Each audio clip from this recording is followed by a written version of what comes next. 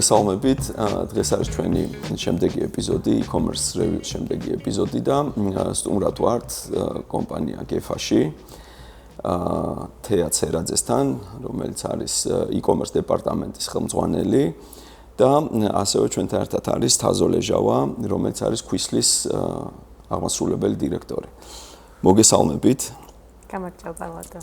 თეა პირველ რიგში თქვენით დავიწყებ რა მაინტერესებს როგორ შეაფასებდით ზოგადად GEFA-ს პლატფორმების ბოლოდროინდელ განვითარებას და ასე ვთქვათ ცვლილებებს. მადლობა მოწვევისთვის. ჩვენთვის როგორც მომხმარებელზე ორიენტირებული კომპანიისთვის e-commerce გაყიდვები არ არის მხოლოდ ონლაინ გაყიდვები. ეს არის მომხმარებელთან სწრაფი, თანამედროვე და კომფორტული ურთიერთობის სივრცე, რომლის განვითარებაშიც ყოველდღიურად ვდებთ ინვესტიციას. ქმნით თანმიმდევრობით მომხმარებლის საჭიროებაზე ორიენტირებულ სერვისებს, ტექნოლოგიურად მოქნილ პლატფორმებს, რათა ჩვენს მომხმარებლებს კიდევ უფრო დახვეწილი ონლაინ შოპინგის გამოცდილება შევთავაზოთ. დღეს მომხმარებლებს ონლაინ სერვისებთან მიმართებაში საკმაოდ გაზრდილი აქვთ მოლოდინები. მათ შესყიდვის თითოეულ ეტაპზე სურვილი აქვთ მიიღონ სწრაფი, უსაფრთხო, მოქნილი, თანამედროვე სერვისები. სწორედ ამ პრინციპებზე დაყრდნობით ვავითარებთ ჩვენ GPS-ის და ფარმადეპოს ონლაინ პლატფორმებს. და ვთავაზობთ მომხმარებლებს ინოვაციურ სერვისებს. ეს თავის მხრივ მნიშვნელოვანია როგორც კომპანიის ტექნოლოგიური განვითარების თვალსაზრისით, მეორეს მხრივ არის შესაძლებლობა მომხმარებლებს შევთავაზოთ თანამედროვე სერვისები როგორც პროდუქტის ძიების, ასევე გადახდის მეთოდების მრავალფეროვნების კუთხით, ასევე პროდუქტის მიღების და საჭიროების შემთხვევაში უკან დაბრუნების სტანდარტების ჭრილში. ძალიან კაი, იმიტომ რომ მეც თქვენი მომხმარებელი ვარ და სულ ხედავ ამ კარგ ცვლილებებს, ასე ვთქვათ რა, პლატფორმებზე. თეა, რა საჭიროებამ გამოიწვია გადახდის ახალი მეთოდების დანერგვა და როგორ აისახა ეს მომხმარებლის ქცევაზე ზოგადად?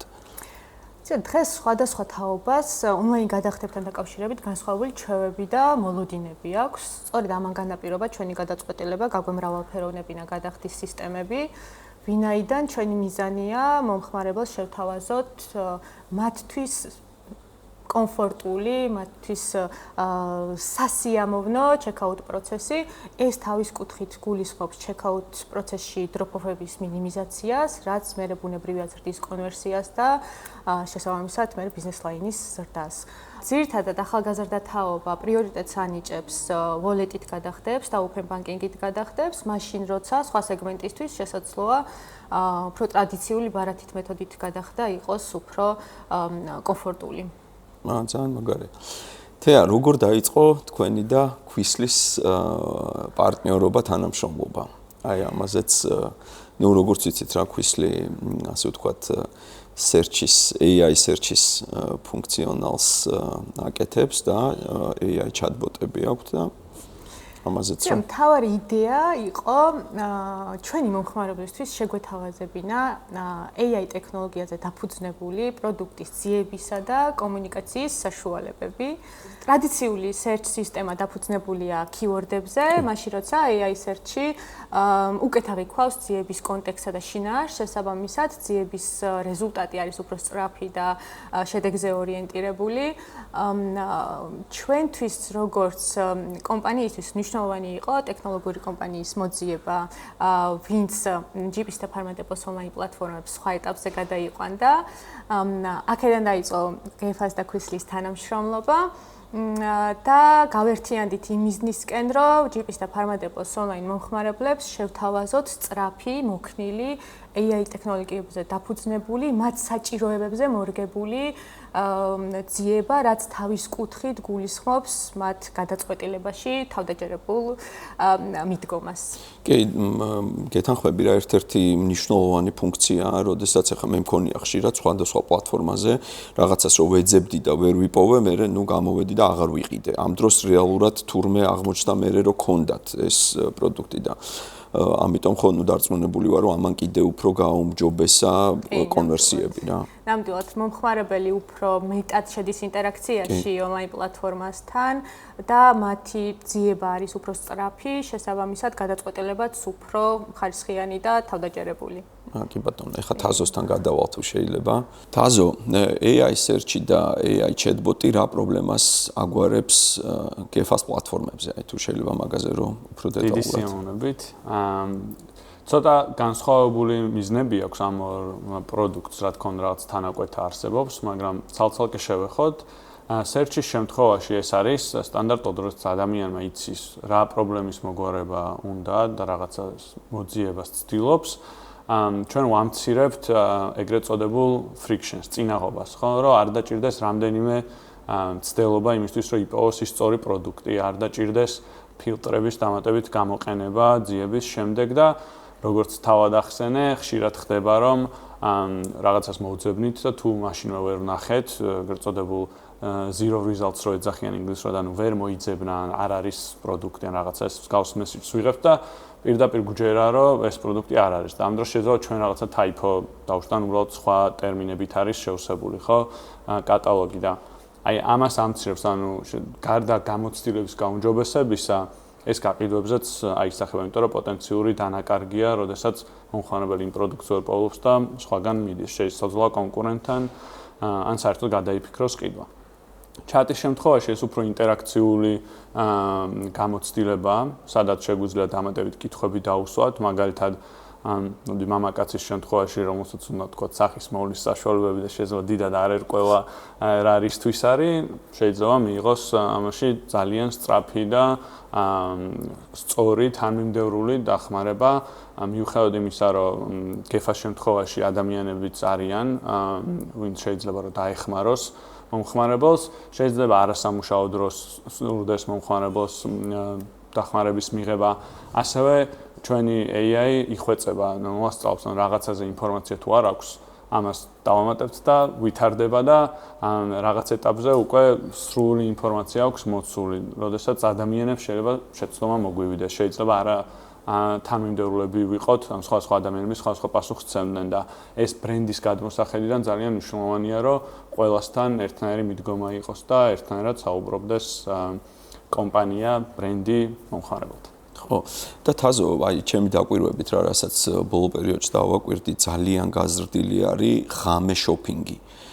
მაგალითად, ამისი ძალიან კარგი მაგალითი არის TikTok-ი რა, იქ ჩანს პირდაპირ, ხო? და ესეც ერთ-ერთი ძალიან მნიშვნელოვანი ფუნქციაა, როდესაც შენი, ასე ვთქვათ, საიტი 24 საათი მუშაობს, ანუ ღამეც ჩვეულებრივად ადეკვატურ და სწორ პასუხებს ცემს მომხმარებელს რა. ძალიან მნიშვნელოვანია რა, იმიტომ რომ კონვერსია ფაქტიურად ღამის განმავლობაშიც გაქვს. კი, ცალსახად ბოლომდე მართლები რო ვიყოთ, დავამატებდი, რომ საქართველოს დროით ქართული კომპანიებისთვის 12-დან 3-მდე შუადღეზე არის გაზრდილი, როგორც ჩანს ეს რაღაცა lunch break-ის დროს იმატებს ცოტა, მაგრამ ღამე ცალსახად კი სამსახურის მერე, როდესაც ადამიანი ჯდება, რაღაცა scroll-ავს, იმ დროს ახსენდება, რომ რაღაცა საყიდელი აქვს, ძალიან ხშირია, რომ მაგ დროს ყიდულობენ და თუ ჩვენ არ დავახვედრეთ სწორი პასუხი და დახმარება მომხმარებელს, შეიძლება დავკარგოთ მომხმარებელი. კი, და ბიზნესისთვის ძალიან მნიშვნელოვანია ხარჯების ოპტიმიზაცია რა, რაც ახლა ღამე ადამიანების მუშაობა ძვირიჯდება ბიზნესისთვის, რა თქმა უნდა რა და მე მგონი ძალიან სწორი და კარგი რაღაცა არის. არაჰუმანურიც არის ხანდახან. რასაც დავამატებდი თაზოს კომენტარს არის, რომ ერთ-ერთი მნიშვნელოვანი ფუნქცია, რასაც AI chat-ი უგვარებს ჩვენს მომხმარებელს, არის პროდუქტის მარაგების ნაშთების გადამოწმება ფილიალის დონეზე და ზოგადად ეს რუტინული კითხვების მინიმიზაცია ხდება, რუტინულ კითხვებს მარტივად უმკლავდება AI chat-ი, განსაკუთრებით მარაგების ნაწილში, ხოლო კომპლექსურ საკითხებთან დაკავშირებით, როცა უფრო კომპლექსური ჩარევა სჭირდება მომხმარებელს კონკრეტული ორდერის ნაწილში, განსაკუთრებით უკვე შემოდის ჩვენი ონლაინ შეკვეთების საპორტის სპეციალისტის როლი, რომელიც, რა თქმა უნდა, ძალიან დიდ როლს ასრულებს ჩვენი ხარისხის უზრუნველყოფაში მომსახურების სტანდარტების ნაწილში. ძალიან მაგარი. ძალიან მიხარია რა, რომ კომპანია ესე ზრუნავს რა თავის მომხმარებლებზე რა. კი, ჩვენი პრიორიტეტი. თეა, როგორ ხედავთ თვითონ e-commerce სექტორის გამოწვევებს დღევანდელ დღეს? რა არის ყველაზე დიდი გამოწვევები საქართველოში e-commerce სექტორში? თავარი გამოწვევა ალბათ გამოვყოფდი, რომ მომხმარებლის მოლოდინი ონლაინ შოპინგთან მიმართებაში მნიშვნელოვნად იზრდება და სწრაფად იზრდება. ყველა ეტაპზე მათ სურთ თანამედროვე ტექნოლოგიებით აღჭურვილი სერვისები და პროცესები. შესაბამისად, მეორე მხრივ კომპანიებისთვის მნიშვნელოვანია, რომ ტექნოლოგიურ ცვლილებებს სწრაფად აუბან მხარი და კონკურენტულ გარემოში ინოვაციები სწრაფად დანერგონ. და ამის მე მგონი ყველაზე დიდი ასე ვთქვათ მოტივატორი არის cross-border-ის განვითარებაც რა. რომ ანუ მომხმარებელი უკვე იქიდან იღებს ამ იმას, რომ მოთხოვნა ეცვლება აბსოლუტურად. მომხმარებელი ონლაინ რო ყიდულობს საქართველოში, შესაძარისი აქვს საერთაშორისო პლატფორმები. საერთაშორისო პლატფორმები, როგორც არის Amazon, აქვს Trendyol, ნებისმიერი ესეთი დიდი მოთამაშე, მსოფლიო მოთამაშე. ეში ყველას ვინც იმის სტანდარტები უნდა უკვე ახაც რა. ნამდვილად, კი, ვინც ჩვენთან შოპინგობს, იქ უკვე მიღებული აქვს ეს გამოძიება და შესაბამისად გაზრდილი აქვს მოთხოვნაც, რომ შენც იგივე ხარისხის სერვისი უნდა მიაწოდო და უნდა მიაწოდო კიდეც. რაც გულისხმობს მე უკვე აქეთ კომპანიის ლეველზე ტექნოლოგიურ ცვლილებებს. და ბუნებრივია შედეგებიც უკვე კარგი გაქვს ასე ვთქვათ რა. თაზო, თქვენ როგორ ფიქრობთ? განვავრცობდი, უფრო ვიტყოდი, რომ გარდა ასე ვთქვათ Amazon-ის გამოცდილებიდან შემდეგ მოლოდინების ზრდა, ზოგადად e-commerce-საც რომ გავწვდეთ, როდესაც Google-ი კარგად მუშაობს, როდესაც ChatGPT ყველაფერში გვეხმარება, ზოგადად ადამიანებს გვიჩნდება მოთხოვნილება, რომ ტექნოლოგიამ უფრო მეტად დაგვიკმაყოფილოს ჩვენი მოთხოვნები. ეს დიდი ხნის წინ ვნახეთ მაგალითად smartphone-ებზე, ხო, როდესაც ვიყენებდით და მოგწონდა როგორ რაღაცა თითის მოსმით რაღაცებს ვაკეთებდით, ყველას მოუნდა რომ შემდეგ აპლიკაციები გაიკეთებინოთ, იმიტომ რომ ეს მოთხოვნილება გაჩნდა მომხმარებლების მხრიდან. დღესაც ესე არის, ანუ AI შეიძლება ეს გვესაუბრებოდეს, შეიძლება უკან ხდებოდეს რაღაცა ჩვენ ვერ ხედავდეთ, მაგრამ ზოგადად ტექნოლოგიის დახვეწა მნიშვნელოვანია e-commerce-ში არა მხოლოდ იმიტომ რომ სხვა e-commerce გლობალური ლიდერები აკეთებენ ამას, არამედ იმიტომ რომ ზოგადად სოფლიოში სხვადასხვა ლიდერები აკეთებენ ამას თუნდაც სხვა ინდუსტრიებში. თეა, რა ტენდენციებს ელოდებით e-commerce-ის მიმართულებით მომდევნო 1-2 წელიწადში?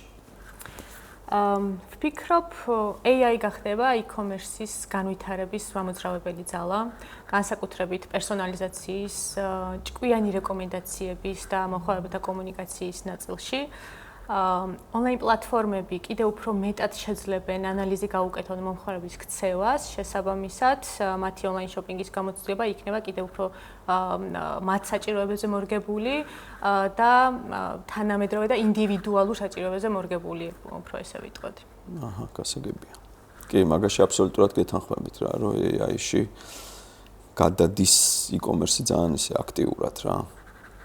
თეა, რა მთავარი მესიჯის გაზიარება გსურთ თქვენი მომხმარებლებისთვის და პარტნიორებისთვის? ჩვენი მთავარი მიზანია მომხმარებლებს შევუქმნათ უკეთესი, განვითარებული ტექნოლოგიებზე დაფუძნებული ციფრული ეკოსისტემა, ხოლო ჩვენს პარტნიორებს ზრდაზე ორიენტირებული მიდგომა. GEFA განაგრძობს ინოვაციების დანერგვას GPS ფარმატებოს ონლაინ პლატფორმებზე, რათა მომხმარებლების გამოცდილება შესყიდვის თითოეულ ეტაპზე იყოს სასიამოვნო, კომფორტული, თანამედროვე და საერთაშორისო სტანდარტების დაცვით. ძალიან კარგი. ძალიან დიდი მადლობა და მინდა რომ კიდევ უფრო ბევრი წარმატება გისურვოთ თქვენ საქმეში. მადლობა თეა, მადლობა თაზო. მადლობა.